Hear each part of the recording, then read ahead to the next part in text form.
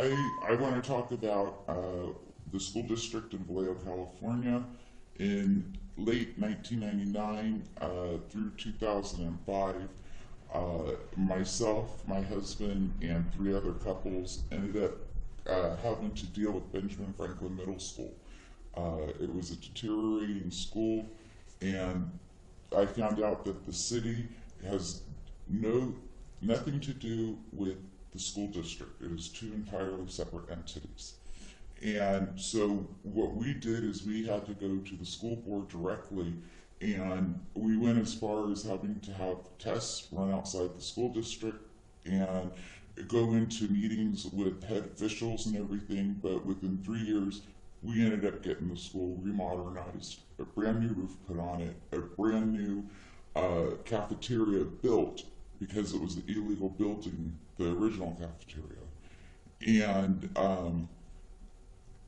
the roof was 56 years old at the time that I asked questions about the roof. And that's something that could collapse. Absolutely. The roof is your structure, and if you have holes and everything, when it rains and the water comes in, it deteriorates your walls and the construction. So that was a very important thing. There were so many fire, life, and safety hazards at the school at the time that we decided to put a PTA together. And four families basically formed the PTA, and we acted in good faith with the school, and we did everything that we could to improve the school. The thing that people need to understand is that parents have so many rights that they don't know anything about, and they really should start getting informed about it. And if there's issues at the school that have to do with fire, life, safety, health issues, there are things that you can do, such as file a Williams case complaint. Williams case complaint. A Williams case complaint is something that gets reported not only to the school district and the buildings and grounds, it gets reported to the state, and it has to be investigated. Yes. And now, is this only for schools, or is this something that you can look into to get any kind of... No. This is specifically for schools. Okay. Every school should have a copy of what a Williams complaint case would be.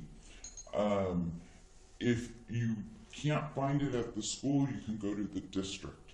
You have a right to find out what the district standards are, what the environment that your children are in, making sure that it is a safe learning environment and a supportive environment.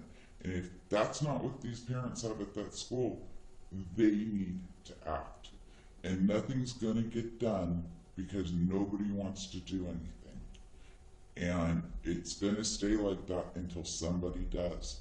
And I spent well over 5 years dealing with the middle school particularly, and I cannot tell you, not only the condition of the school improved, but the morale of the teachers improved because they felt like somebody was there supporting them and giving them help. And it doesn't take much, it just takes getting involved, and you just got to start at the simplest place. Go to the principal, have him answer your questions. If he cannot answer them sufficiently, then you go to the district.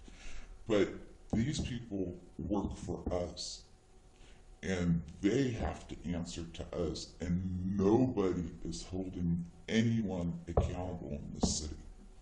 Whether it's the school district, it's the city of Vallejo, or it's the county of Solano.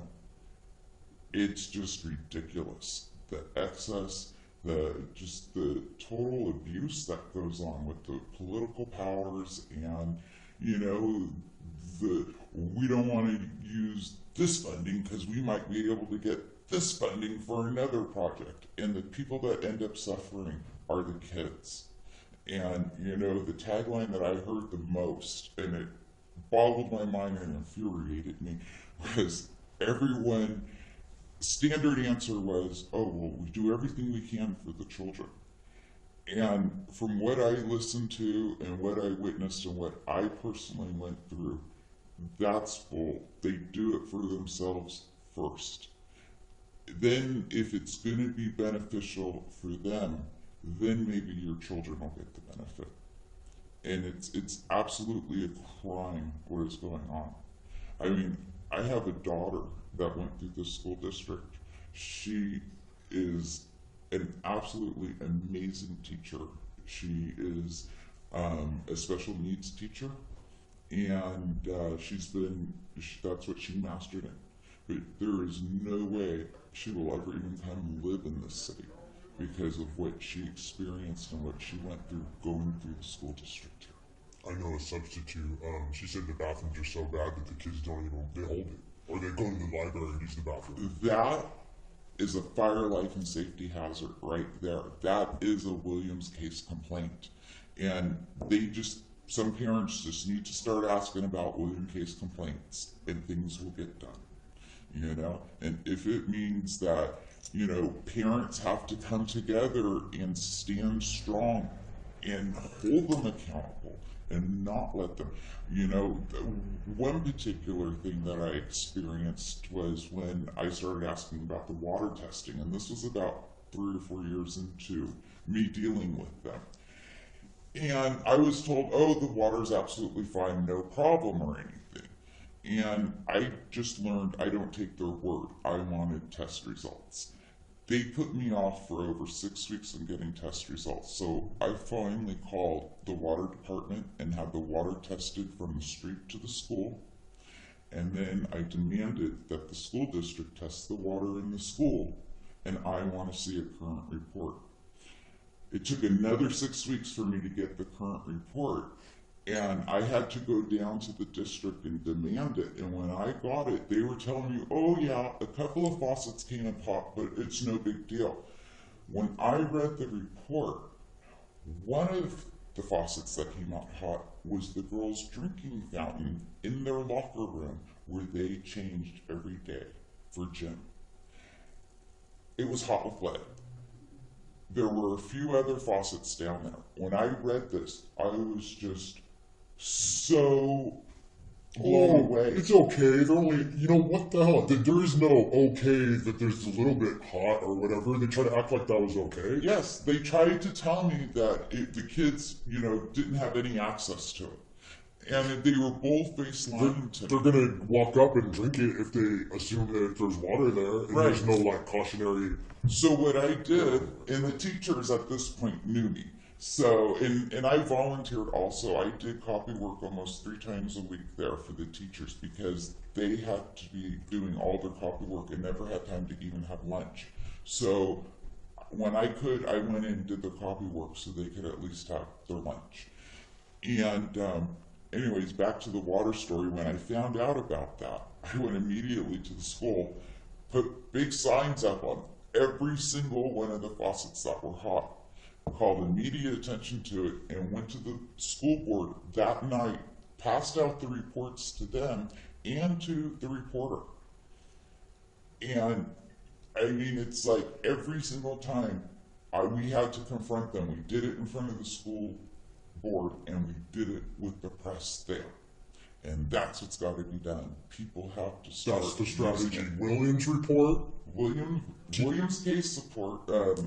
Williams case complaints. They should be at all schools. They should have access to that.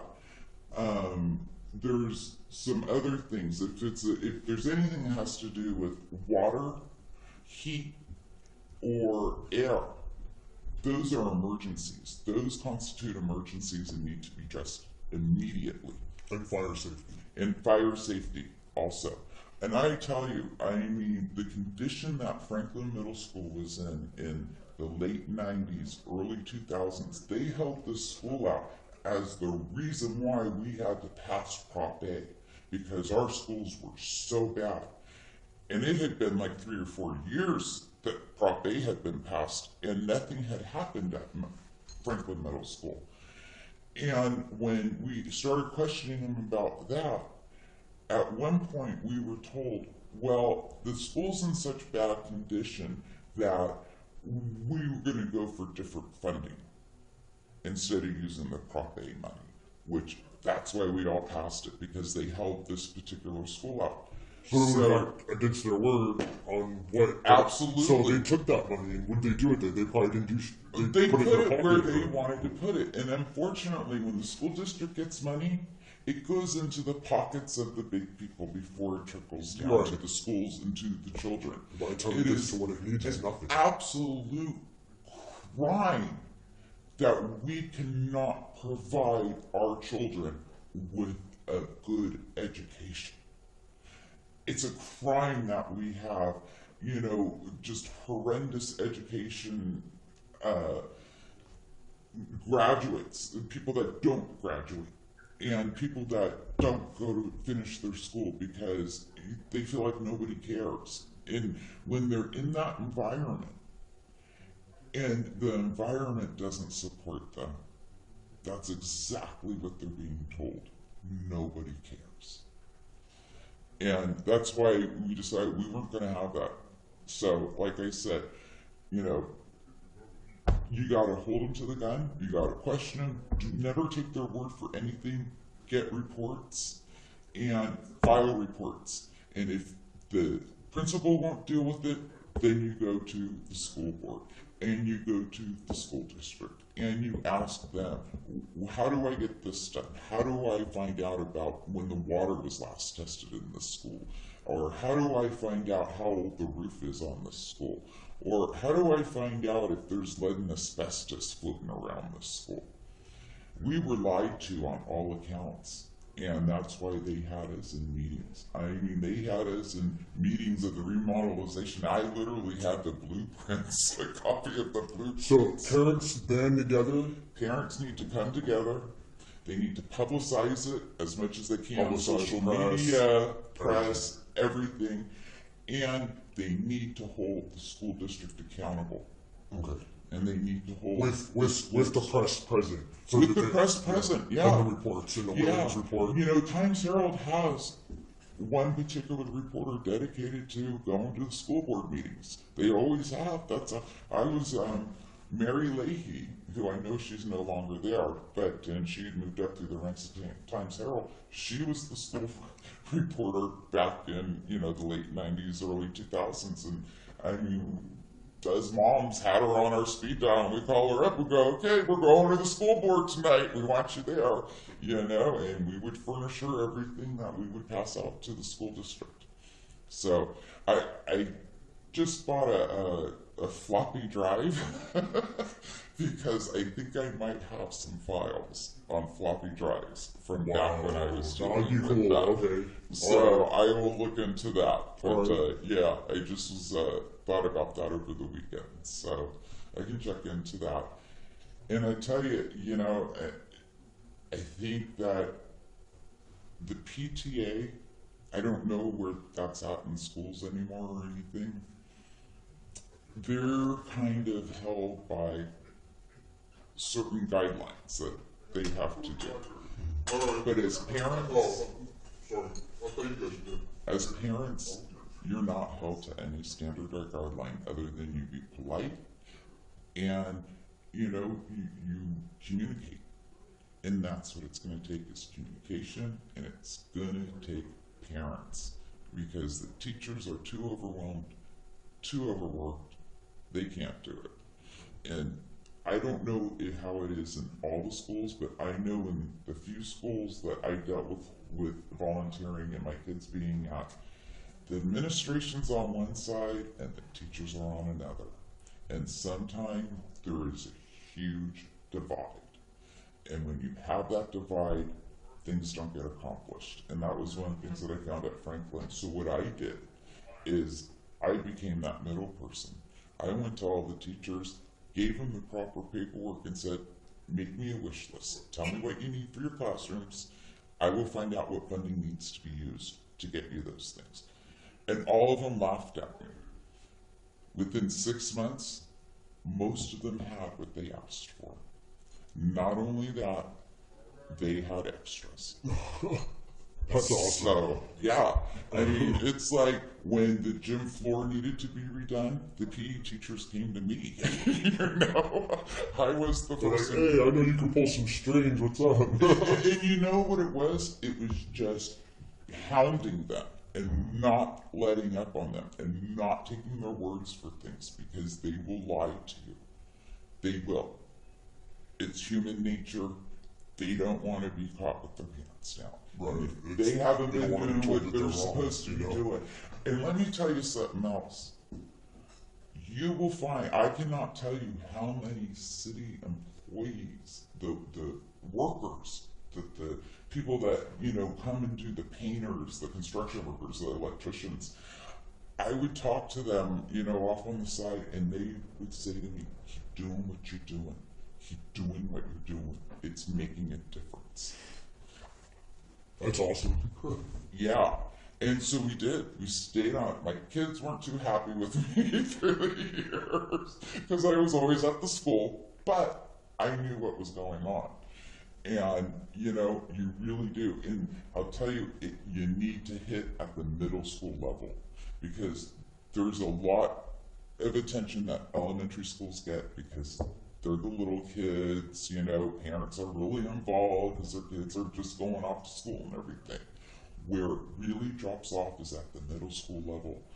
And it is hard to find any type of parent activity at the middle school level. And let me tell you, schools don't always want parents there, but it's your right to be there. And it is your right to ask questions and to ensure the safety of your child and to ensure the education of your child. And if you don't believe those needs are being met, then you need to ask questions. That's the bottom line of it all.